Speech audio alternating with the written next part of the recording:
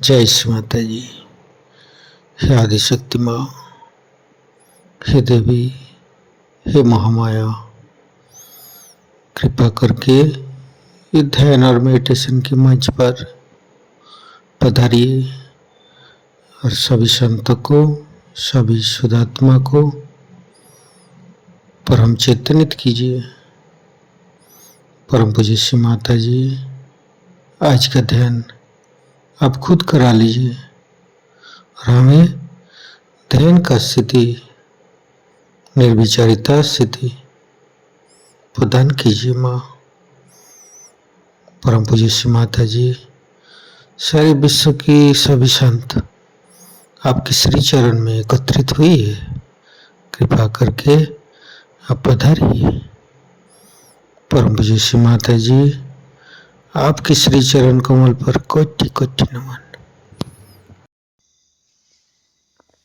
कुंडली उठा के बंधन लेंगे।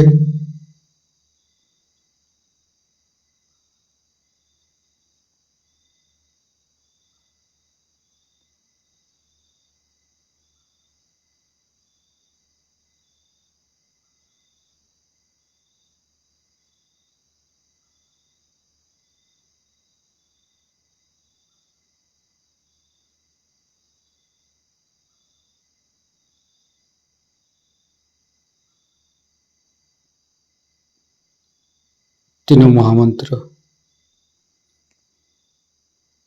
ओम तमेव साक्षात् श्री महालक्ष्मी महासरस्वती महाकाली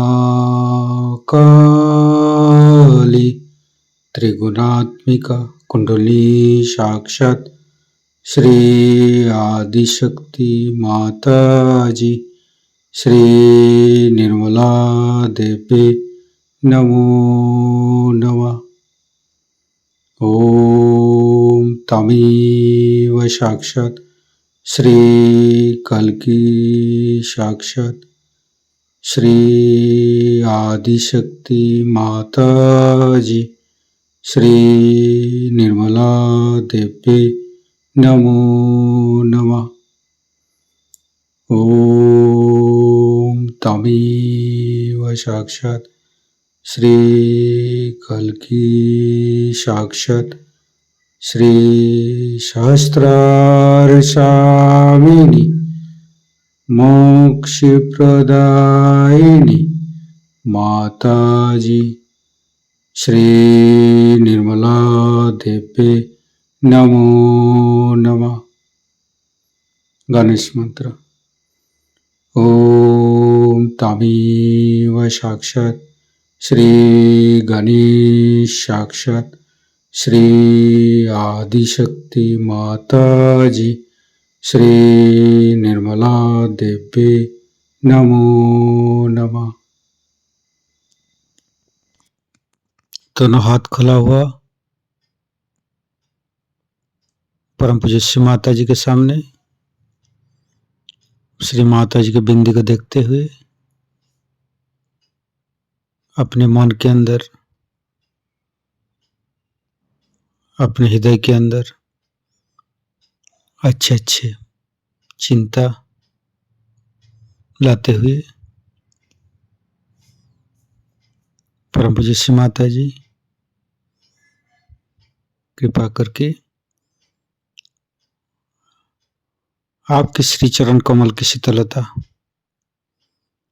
हमारे हृदय पर प्रदान कीजिए। परम पूज्य श्री माता जी,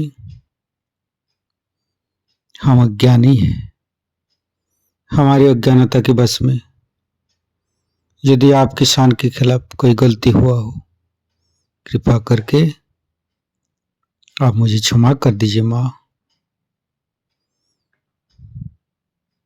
अपना हृदय में परम पूज्य श्री माता जी की श्री चरण की शीतलता महसूस करते हुए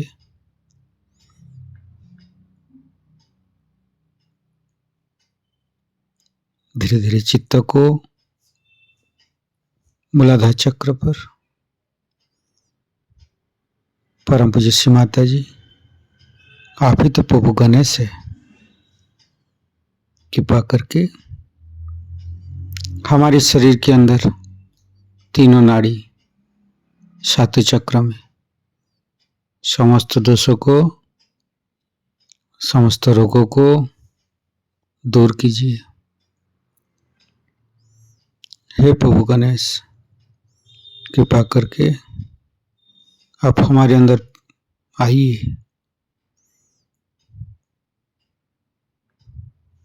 हे आदिशक्ति माँ, हम कभी अतीत में चला जाते हैं, कभी भविष्य में चला जाते हैं। कृपा करके अतीत और भविष्य को छोड़ के हमें वर्तमान में स्थापित कीजिए। वर्तमानी धर्म है माँ, वर्तमानी सच है।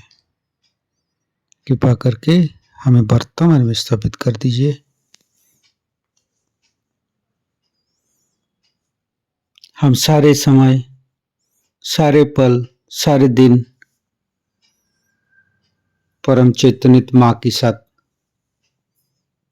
चलते रहते हैं। हमारे सांसें, हमारे जीवन, हमारे समय इस चैतन्य लहरी के साथ, इस चैतन्य लहरी की शक्ति से चलते हैं, जो कि हम सहयोग से ही श्री माता जी के पास से प्राप्त हुई है। धीरे धीरे चित्त को तीनों स्वादिष्ठान को देखेंगे।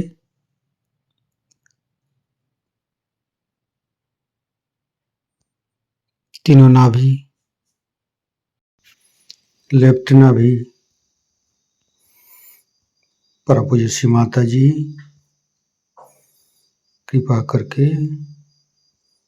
आप गृहलक्ष्मी जी के रूप में हमारे लेफ्ट नाभि पर आइए और समस्त दोषों को, समस्त रोगों को दूर कीजिए।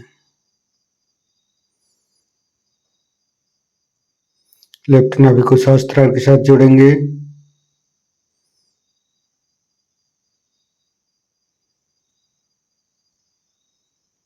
फिर चित्त को राइट नाभि, परम पूज्य श्री माता जी, कृपा करके आप हमारी राइट नाभि पर श्री राज लक्ष्मी जी के रूप में पधारिए। समस्त दोषों को, समस्त रोगों को दूर कीजिए।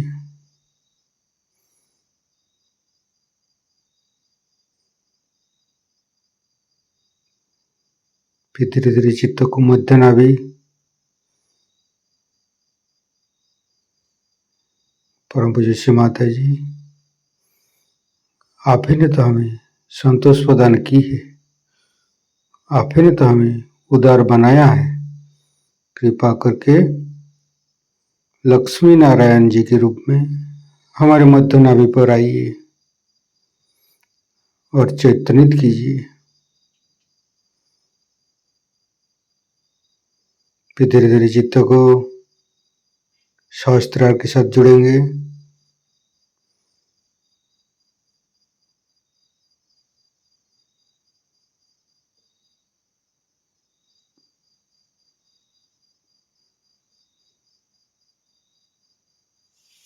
फिर तीनों हृदय, लेफ्ट हृदय, परम पूज्य श्री माता जी, आपकी परम कृपा में तो हम शुद्ध आत्मा है।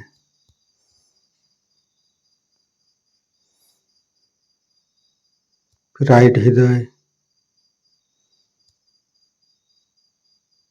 फिर मध्य हृदय,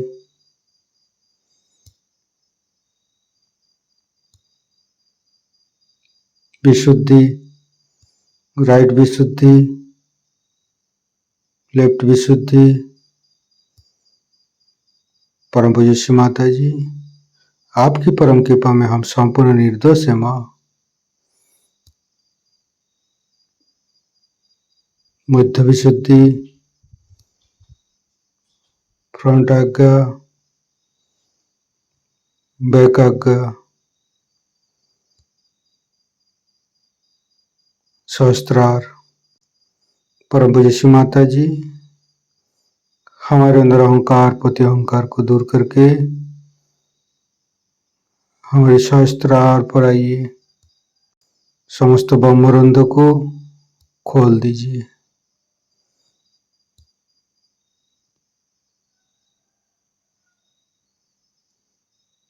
परम पूज्य श्री माता जी, हमें निर्विचारिता स्थिति ध्यान का सिद्ध दीजिए।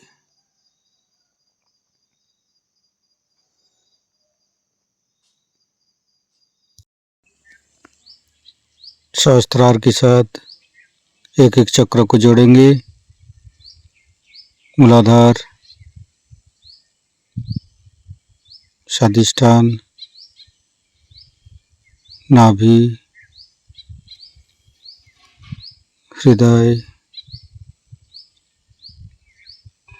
विशुद्धि, आज्ञा, संपूर्ण चित्त सहस्त्रार पर रखेंगे। परम पूज्य श्री माता जी, हमारे ऊपर ऐसी कृपा कीजिए ताकि आपकी वाणी को हम सहस्त्रार से ग्रहण कर सके। संपूर्ण चित्त सहस्त्रार पर परम पूज्य श्री माता जी को अमृत बनी हम सहस्त्रार से ग्रहण करेंगे। नहीं, मैंने कहा बहुत आपको अप्रिशिएट कर रहे हैं कि आप ये मुरादाबाद की सुराही लेके चले आए। कहले ऑथेंटिक है बिल्कुल। मैंने कहा अच्छा, क्या ऑथेंटिक? कहले ये तो इतने साल पुरानी है। मुझे उनकी बात याद आ गई।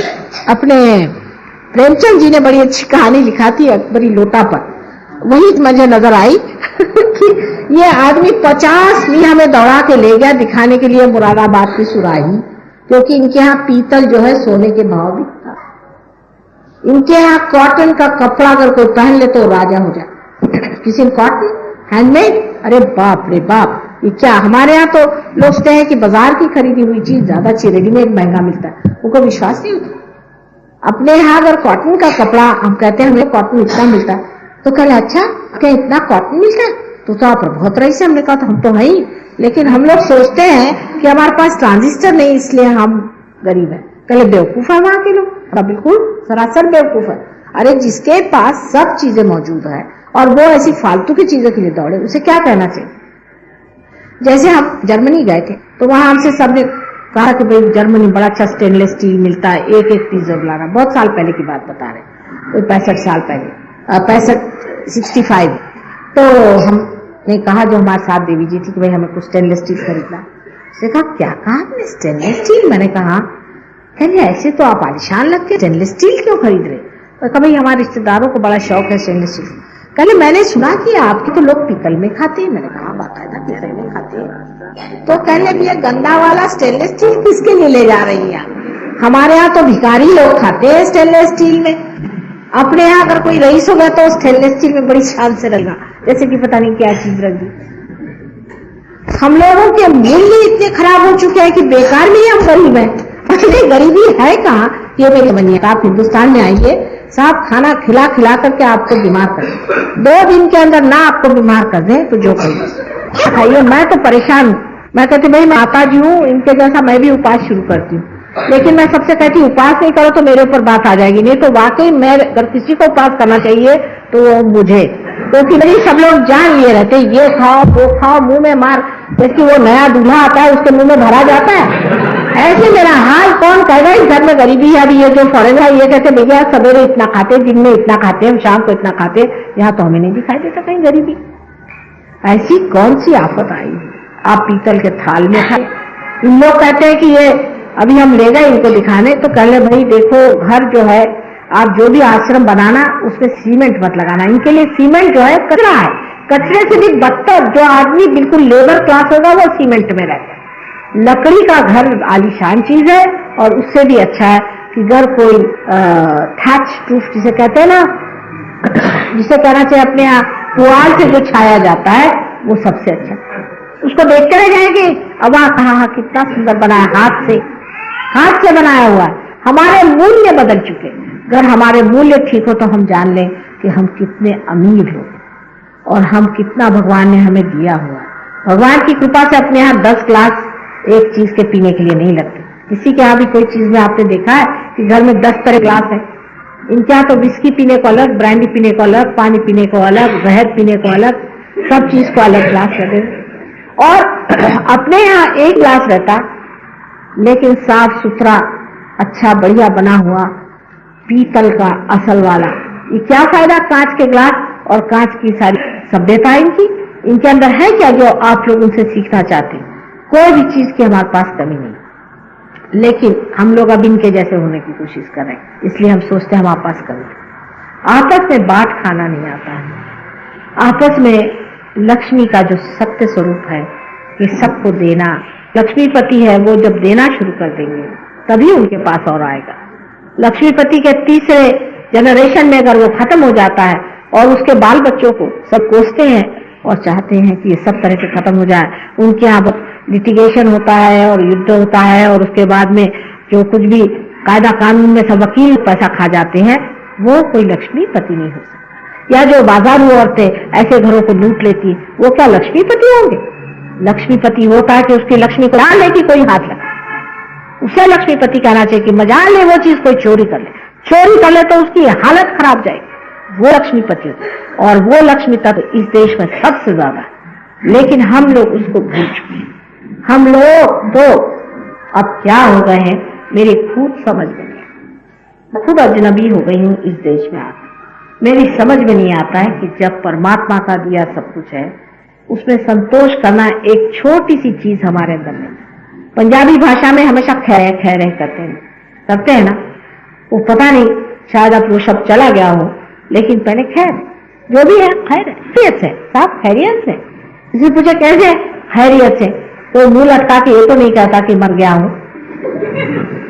जब आप खैरियत से हैं, अब इसका मतलब यह है कि दिल से कहिए कि मैं वाकई खैरियत हूं।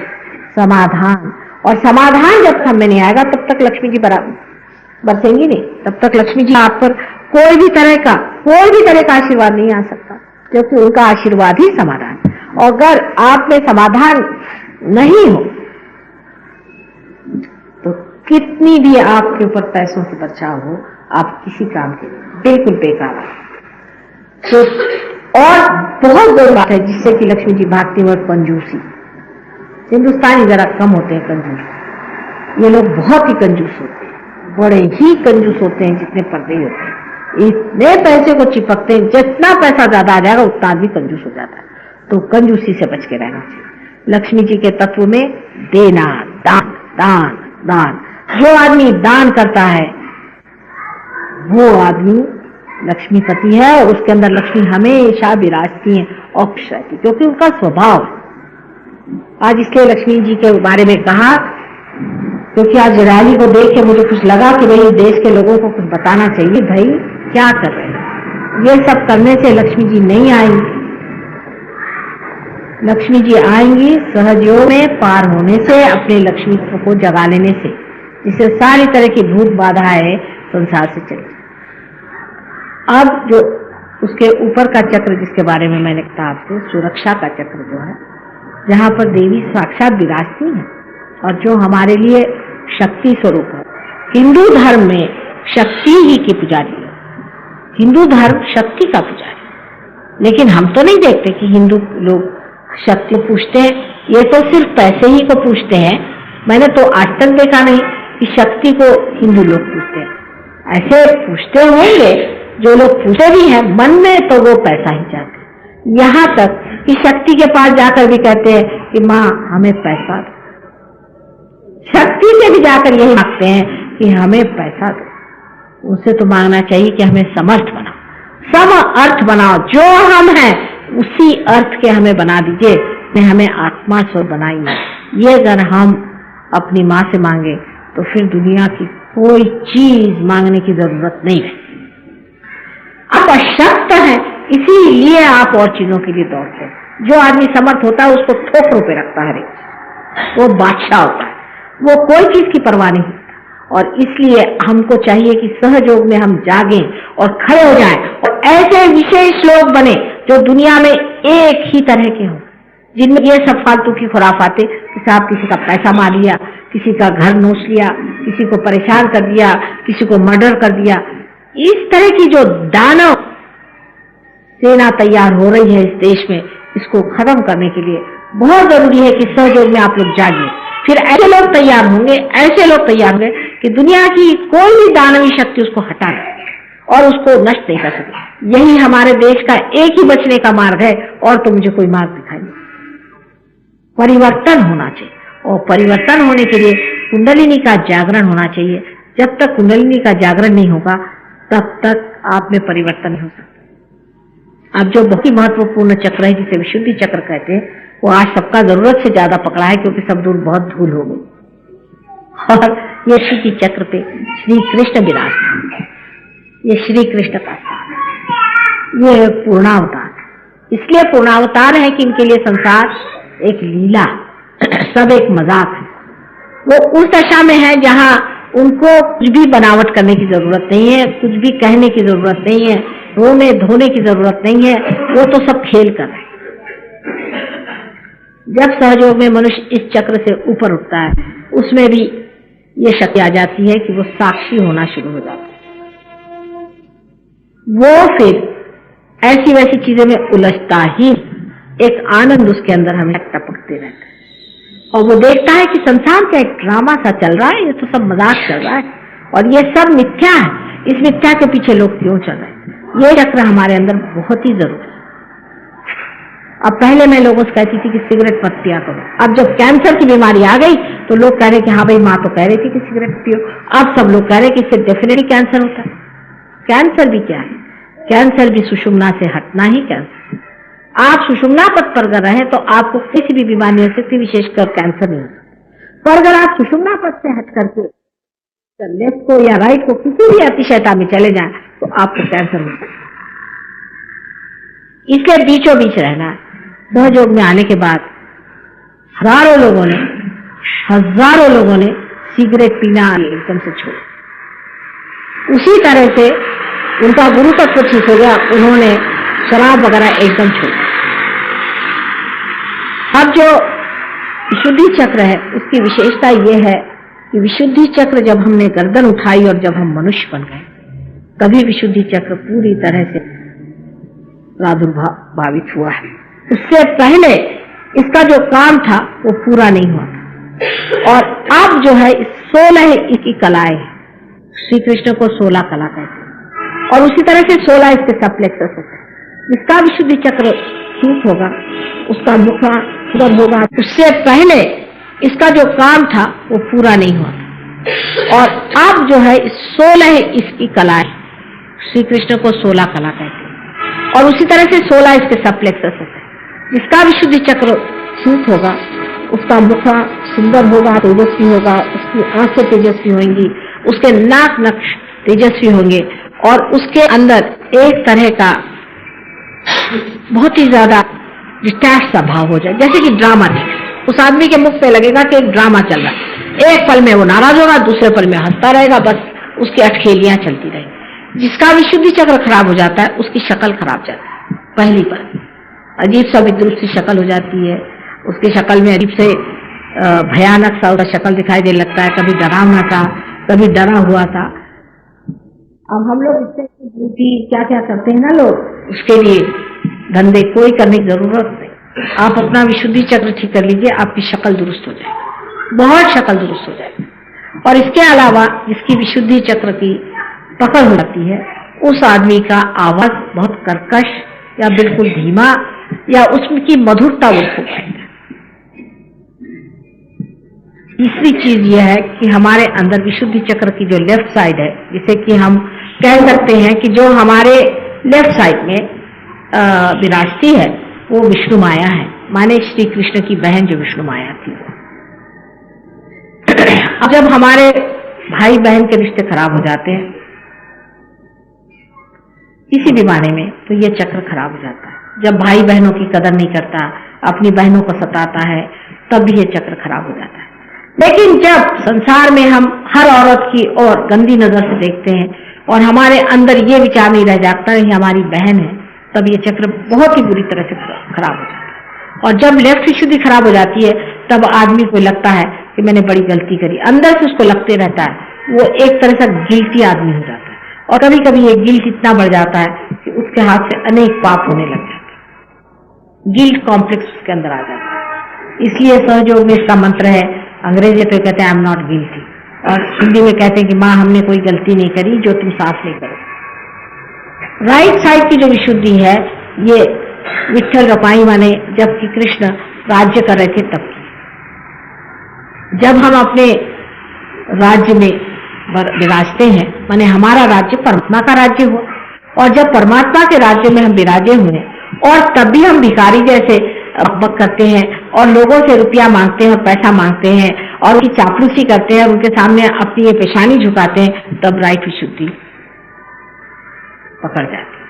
जो आदमी अपनी पेशानी अपनी किसी गरज के लिए दूसरों के सामने झुकाता है या किसी भी नीच आदमी के सामने इसलिए झुकाता है कि उसी को वो गुरु और कुछ मानता है, उसकी राइट विशुद्धि पकड़ जाती है। और राइट विशुद्धि पकड़ने के नाते बहुत तरह के कॉम्प्लिकेशन होते हैं, विशेष करके कैंसर की बीमारी इसमें हो सकती है। इसलिए जो लोग चापलूसी में आकर के इसके पैर छू रहे, उसके पैर छू रहे, उसके ये कर रहे करते हैं, जान लें कि आखिर आपको परमात्मा के सिवा और किसी के सामने अपना सर नहीं झुकाना, और किसी के सामने सर झुकाने की जरूरत भी क्या है और दे भी क्या सकता है। बहुत से लोग हमें कहते हैं कि वो संत साल से उनके हमने झुका, अधिकतर तो ढोंगी और भोंदू लोग हैं, नहीं तो 420 या दानव या राक्षसी है। अच्छा अगर ये नहीं हुए, समझ लीजिए एक साधु संत है, वो भी पार है, समझ तो भी है तो इंसान, भगवान तो नहीं, अवतार तो नहीं है। जब तक कोई अवतार नहीं हो तो उसके सब झुकाने की क्या जरूरत है। तुम भी कल हो सकते हो पार, और तुम भी कल संत हो सकते, लेकिन जो अवतार है उसके सामने सर झुकाना दूसरी बात है, तब सारे चक्र खुलते हैं। सिर्फ अवतार के सामने ही सर झुकाना चाहिए, वो दूसरी बात है कि अपने माँ बाप है उनके सामने सर झुकाओ, वो एक रोजमर्रा के एक व्यवहार है। उसकी बात दूसरी, माँ बाप की झुका लिए, शादी में गए तो सबके पैर छू लिए, बड़ों के पैर छू लिए, ये बात दूसरी है। एक बार वो कर लिया होगा वो तो सम्मत, लेकिन हर बार जिसको देखिए कोई चले आ रहे हैं महाशय जी वो उधर से और कहा कि साहब ये तो मिनिस्टर साहब के यहाँ बिल्कुल उनके चमचे हैं, चले ये 4 चमचे उनके पीछे और पैर उन्हें।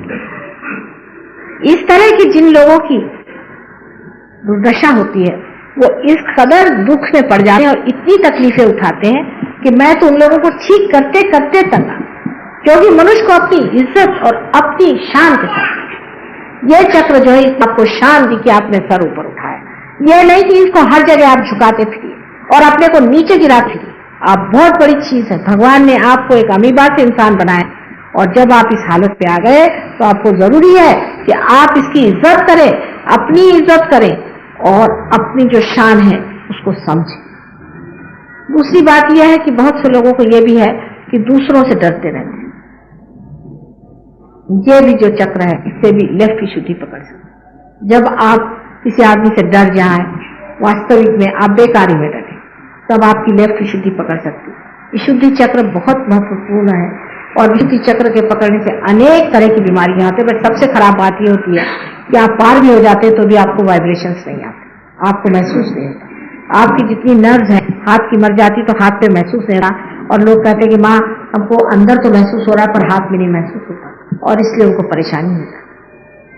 सबसे जो बड़ी खराबी विशुद्धि ये है, अगर आपने गलत मंत्र कहे हैं, आपने अगर किसी भी ऐसे आदमी से मंत्र लिए हैं जो अनधिकार है, जिसने आपको झूठे मंत्र दिए हैं, इन सब से आपकी लेफ्ट विशुद्धि पकड़नी।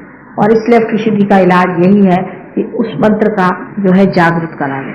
अगर कोई मंत्र जागरूक नहीं है तो उसको इतना ही नहीं, और मंत्र जागरूक तभी होता है जब कोई रियलाइज सोल आपको मंत्र बताए, और वो भी निदान करके बताए कि आपकी कहाँ तकलीफ है, कौन सी तकलीफ है, किस जगह में कौन सा मंत्र कहना है। अगर वो बराबर से आपको बता सके तो आप उस मंत्र को कहें तो आपको मंत्र सिद्धि हो सकती।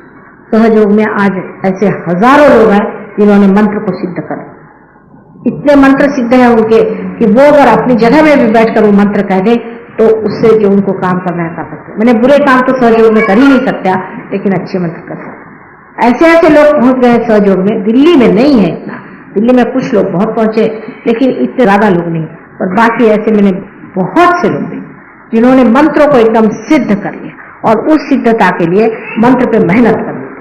बैठ करके मंत्र करना पड़ते हैं, उस पर बोलना पड़ता है, अपने चक्रों पे ध्यान करना पड़ता है और उसकी सिद्धता हासिल करनी चाहिए। अगर किसी ने गणेश का मंत्र सिद्ध कर लिया है तो वो आदमी इतने कमाल कर सकता है जिसकी कोई हद नहीं। लेकिन अभी तक सहयोग में ऐसे बहुत थोड़े लोग हैं कि जो इस ओर ध्यान देते हैं, और जिन्होंने भी ध्यान दिया, ऐसे मैंने बहुत से लोग देखे जिन्होंने मंत्र को इतने जल्दी सिद्ध कर लिया कि मुझे आश्चर्य होता है उनके एक ही मंत्र से कितना बड़ा कार्य होता है।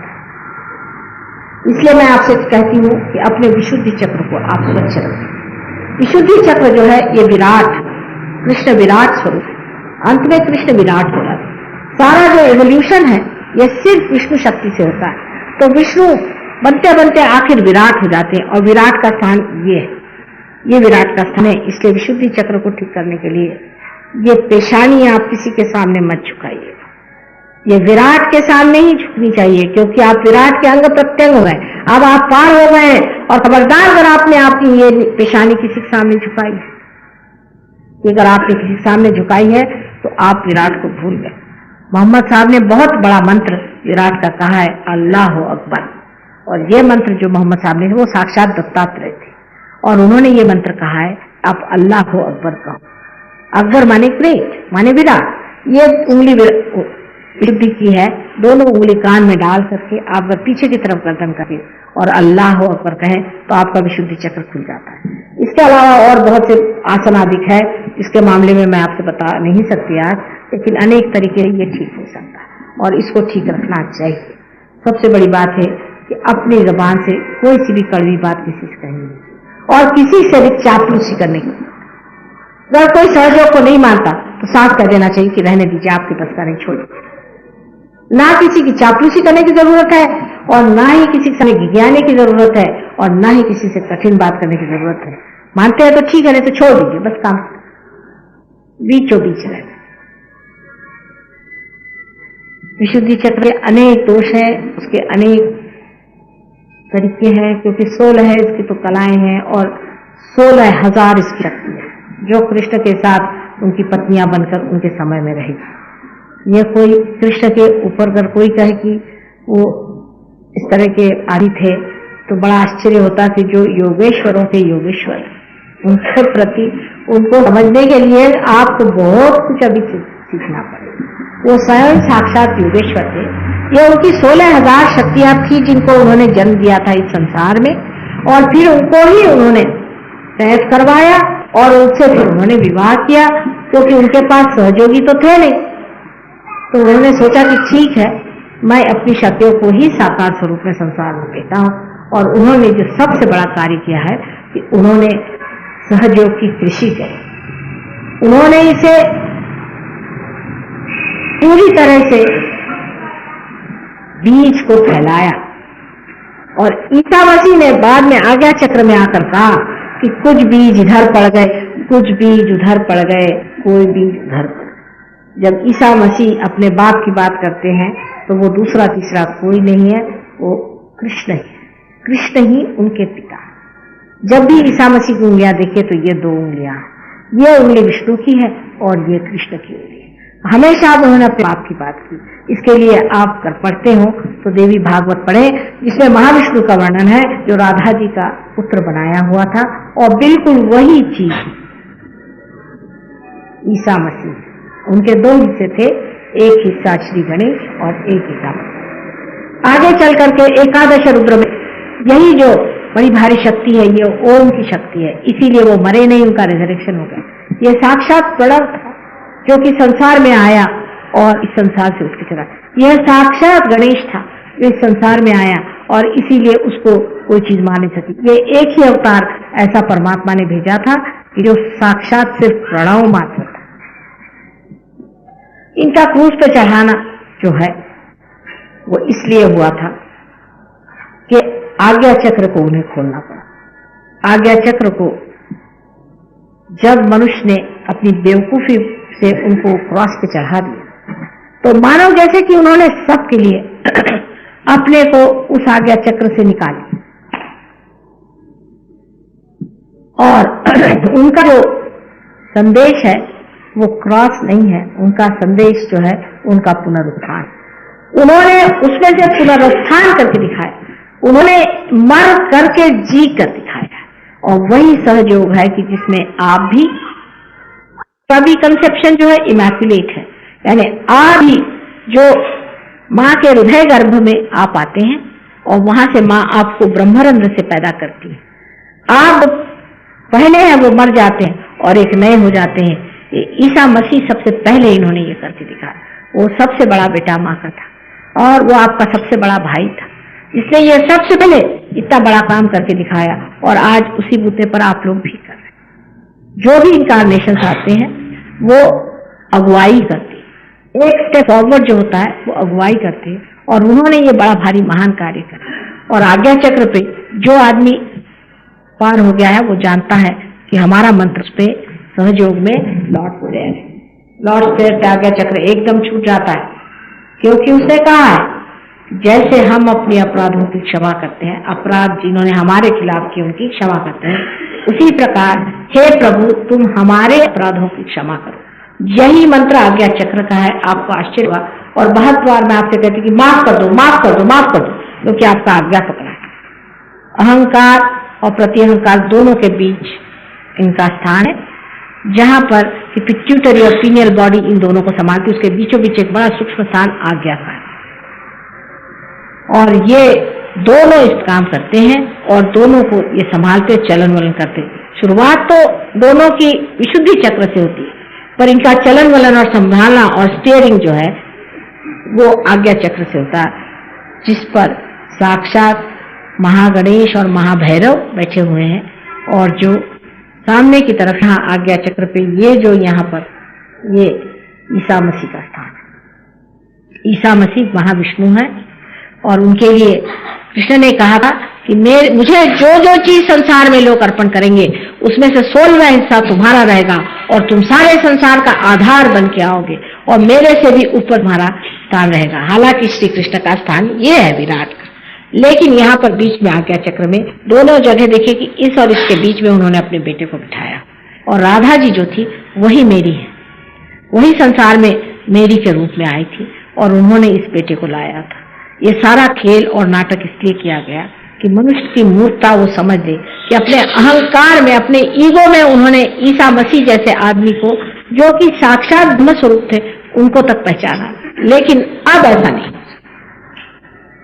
ईसा मसीह ने कहा है कि मेरे खिलाफ चाहे आपने कुछ भी कहा हो उसकी मैं माफी कर दूं, और मेरे साथ आपने कोई भी जाति की है उसकी मैं माफी कर दूं। लेकिन अगर होली घोस्ट माने आदि शक्ति के खिलाफ अगर किसी ने जरा सा भी कदम उठाया तो उसको मैं देख लूं। साफ साफ शब्दों में कहा, उसका पनिशमेंट जो है वो बहुत गहरा होगा। साफ साफ उन्होंने इन शब्दों में कह दिया है। अगर आप बाइबल पढ़े तो आप देख लें, इसका मतलब उन्होंने कह दिया कि होली घोस्ट संसार में आने वाले और होली घोस्ट से ठंडी हवा आएगी, कूल ब्रीज आएगा, ये भी बाइबल में लिखा है। इसलिए ईसाई लोग मुझे जरा, मतलब हिंदुस्तान के नहीं लेकिन बाहर के, बहुत जल्दी मान जाते हैं कि ये पहचान है होली घोस्ट की, ये आदिशक्ति की पहचान। और किसी से भी ऐसी ठंडी हवा नहीं आती है जैसे कि होली घोस्ट से आती है, ये उसमें लिखा हुआ है। लेकिन सबसे तो आश्चर्य है वहां एक विलियम ब्लेक नाम का आदमी, जो कि एक बहुत बड़ा कवि 100 साल पहले हो चुका है, उसने यहाँ तक लिख दिया है कि हमारा आश्रम कहाँ रहेगा, लैम्बेथ वेल आश्रम रहेगा, जहाँ रूइंस में फाउंडेशन पड़ेंगे, जो सही बात है। और जहाँ मैं पहले लंदन में गई थी, जो जगह जहाँ मैं सरे हिल्स में रहती थी, वहां भी लिखा कि फर्स्ट बीकॉन्स विल बी लिट इन सरे हिल्स। और यहाँ तक लिखा है कि उनके जो प्यार के वाइब्रेशंस हैं वो सिन्यू जो है स्त्री के तरह हर जगह हर इस्तेमाल किया है। और इतनी बारीक चीज सहयोग की लिखी है। और सबसे बड़ी बात जो उन्होंने लिखी है वो ये कि सहयोग में लोग प्रॉफिट्स हो जाएंगे, माने प्रेषित होंगे, माने पार हो जाएंगे। जो भगवान के लोग हैं, मैन ऑफ गॉड, जो पार हो जाएंगे। और एक विशेष बात होगी कि ये लोग जो पार होंगे ये दूसरों को भी प्रॉफिट बनाएंगे। इसका सारा वर्णन उन्होंने दे दिया है। इसी तरह से बाइबल में भी जॉन के रेवलेशन में सहयोग के बारे में सब कुछ लिखा हुआ है। जो समझने वाले हैं उसे पार होने के बाद समझ सकते हैं। इस तरह की भविष्यवाणियां हर एक जगह हुई हैं। जो समझदार लोग हैं वो सब कुछ समझते हैं, लेकिन जो समझदार नहीं है उनके लिए काला अक्षर भैंस के सामने क्या होता है, वैसी ही बात। उसी तरह की चीज है कि आदमी को समझ आने के लिए ही पार करना पड़ता है। जब तक आपके अंदर प्रकाश नहीं आया तो आप भी इस बात को नहीं समझ सकते। इसलिए पहले पार हो जाइए, तब आप समझेंगे और पूरी बात को आप जानेंगे। पार हुए बगैर कोई भी बात करना व्यर्थ जाएगा। अच्छा, बहुत टाइम हो गया है, अब आप पार हो जाइए। हो ही गए सब लोग। आप please put your hands towards me. कौन से दिन होता है आपका सेंटर यहाँ? पंची ऐसे पिचकी जहाँ जहाँ की जैसे बिल्कुल बच गई हो, जैसे सर से इतने ऊपर कर, कपड़े से इतने बीच में, इस तरह से हुआ। और जैसे ही फिर उसमें चाबी चलाई तो गाड़ी फिर चल पड़ी। वो कहने लगे कि सब लोग हैरान कि इतने नीचे गड्ढे में जो लोग जाके सब गिरे हैं, और उसमें 3 पुष्ट के लोग थे, सब खत्म हो जाते, कोई भी नहीं। ऐसे अनेक एक्सीडेंट किए होंगे, लेकिन 2 लोग यहाँ पर संडे को नहीं आएंगे या मंडे को नहीं आएंगे, उनके लिए माता जी नहीं है। पहले आप जबरदस्ती करके आइए, उसके बाद आप आ ही जाइएगा। जबरदस्ती रोने पर भी नहीं रोके, क्योंकि बात यह है शुरू में जरा सी आपको अपनी था लेनी पड़ती। जब आप अपनी था पे रहते तो इतना मजा आता है कि और कोई बात ही नहीं अच्छी लगती। फिर तो आप जबरदस्ती ही यहाँ आया करेंगे। कोई कहेगा मंडे को नहीं तो आपको लगेगा अरे क्या खराबी हो गई, क्योंकि दुनिया ही और हो जाती। पर वो टाइम ऐसा होता है, उसके लिए थोड़ा अपने पे जबरदस्ती करनी पड़ती। वो कृपया अपने पे जबरदस्ती करे, सहयोग में आए, सबसे मिले, आशीर्वादित हो, आपस में बातचीत करें। ये सब आपके भाई बहन वास्तविक है और ये बताएंगे कि आपकी पकड़ कहाँ आ रही, इनकी पकड़ कहाँ आ रही, और ये सब आपको समझा दें। और अब आप प्रकाश हो गए हैं, आपके अंदर लाइट आ गई, आप भी दूसरों को दें। अपने भाई बहन, अपने रिश्तेदार, उनको बुलाइए, सबको बुलाइए। हमारे एक सहयोगी हैं मिस्टर प्रधान, उनके लड़के का, बड़े लड़के का लड़का मर गया। वो भी बड़ी बुरी तरह से एक टांकी पर गिर के मरा। तो उनसे लोगों ने कहा कि भाई माता जी ने कुछ नहीं किया इस लड़के के लिए। तो उन्होंने कहा कि साहब, माता जी ने मेरा ठेका लिया है, इसका बाप कभी माता जी के पास नहीं गया और उस लड़का कभी नहीं गया। हालांकि वो मेरा ग्रैंडसन है, मेरे लिए बहुत दुख की बात है, लेकिन माता जी की बात मत कहो। मेरे सन ने तो कहा कि आप तो कुछ ही कर रहे हैं, आप कहाँ सहयोग में मरे जा रहे हैं, और ये लड़का तो कभी आता ही नहीं था, तो हंसता था माता जी। तो जब उन्होंने कभी उनका आश्रय ही नहीं लिया, आपने उनके लिए कुछ किया ही नहीं, तो आप क्यों चाहते कि उनका ठेका ले रखा हम हमारे सारे खाना का। और जबकि आज उनकी उम्र कोई 65 साल की है, 75 साल की है, और बड़े मेहनती आदमी और बड़े शरीफ आदमी, और सोच को लिए बहुत किया। लेकिन देखिए, आप अपने रिश्तेदार खाने पे बुलाते हैं, इस पे बुलाते हैं, उनको कहना आप सहयोग की मेजबानी पर आइए। थोड़े दिन को भोजन के लिए बुलाना पड़ेगा, लेकिन भोजन के सिवा आएंगे नहीं। भोजन के बाद भजन और भजन के बाद पार, कुछ न कुछ ऐसे तरीके लगा करके इनको पार करना पड़ता है। आसान नहीं है, हाथ में जल्दी नहीं आने वाले। जैसे मछली को पकड़ते हैं, ऐसे इन सहयोगियों को पकड़ना पड़ता है। इसलिए कोशिश करनी पड़ेगी, और तो भी बहुत से बच्चे छूट ही जाते हैं। इसलिए जो महाबेवकूफ है उनको छोड़ देना, उनको देखेंगे बाद में, लेकिन जो अक्लमंद है उनको समझाकर बुझाकर सहयोग में ले आओ।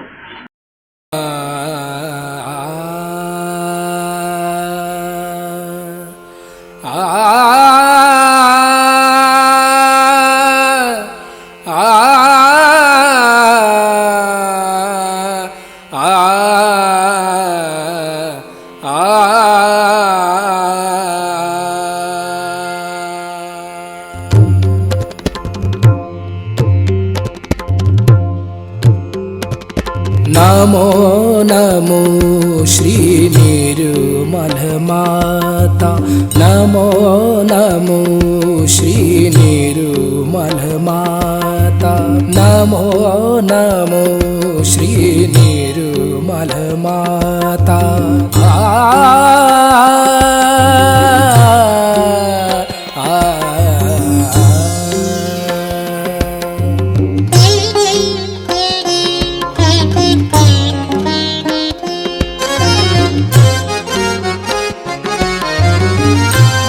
मोक्षदायिनी हे परमेश्वरी, मोक्षदायिनी हे परमेश्वरी, मोक्षदायिनी।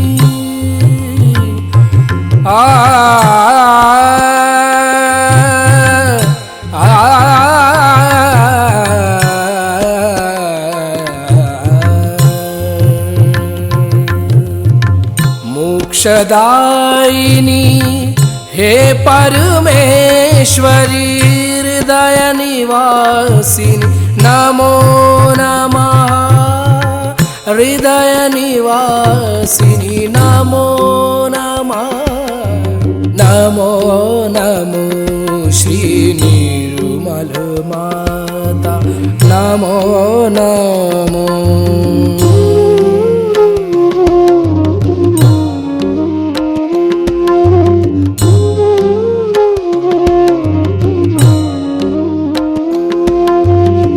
सहस्त्र कमल पर तुझको पाया सहस्त्र कमल पर तुझको पाया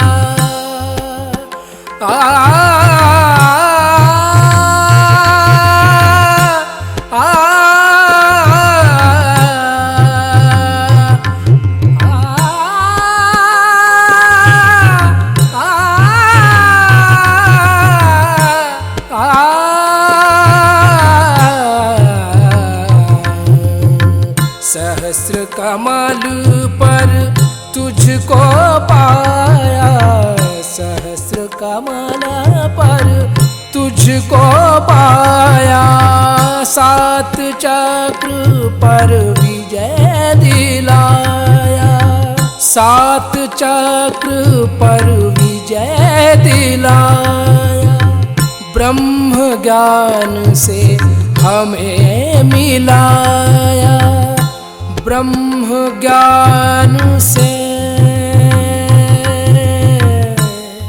ब्रह्म ज्ञान से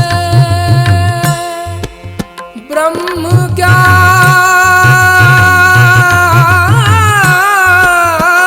से ब्रह्म ज्ञान से ब्रह्म ज्ञान से हमें मिलाया नमो नमो श्री निर्मल माता नमो नमो श्री निर्मल माता नमो नमो श्री निर्मल माता नमो नमो श्री निर्मल माता नमो नमो नमो नमो नमो नमो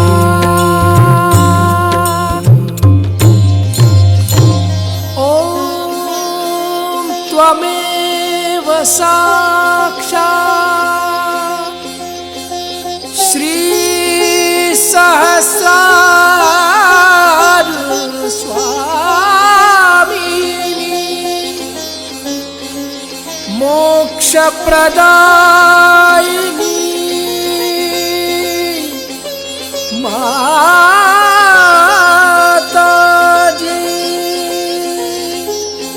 श्री निर्मला देवे नमो नमः नमो नमः नमो